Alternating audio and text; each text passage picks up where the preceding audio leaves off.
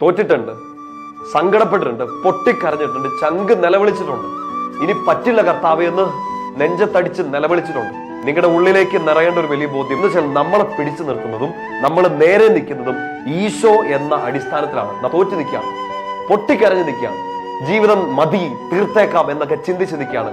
പക്ഷെ ഓർക്കേണ്ടത് ഒറ്റ കാര്യമാണ്, എബനേസർ ഇതുവരെ ദൈവം സഹായിച്ചു. ഈ കുഞ്ഞു പ്രായം മുതൽ ഇതുവരെ നീ ഇപ്പൊ പഠിത്തത്തിൽ സ്ട്രഗിൾ ചെയ്യുന്നുണ്ടാവും, ലൈഫിൽ സ്ട്രഗിൾ ചെയ്യുന്നുണ്ടാവും, എടുത്തൊരു തീരുമാനത്തിന്റെ പേരിൽ കണ്ണുനീർ അനുഭവിക്കുന്നുണ്ടാവും, തോറ്റു നിൽക്കുകയാണ്. എബനേസർ ഇതുവരെ എൻ്റെ ദൈവം എന്നെ സഹായിച്ചു. എന്നിട്ട് ഈ പ്രസംഗങ്ങളോട് പറയണം, ഈ കണ്ണുനീരുകളോട് പറയണം, നിങ്ങളെ മുട്ടുകൊത്തിച്ചവരോട് പറയണം, ഇതുവരെ എന്നെ കർത്താവ് സഹായിച്ചു. തോറ്റുപോയിട്ടുണ്ട്, സങ്കടപ്പെട്ടിട്ടുണ്ട്, പക്ഷേ സ്റ്റിൽ ഇതുവരെ അവൻ എന്നെ സഹായിച്ചിട്ടുണ്ട്.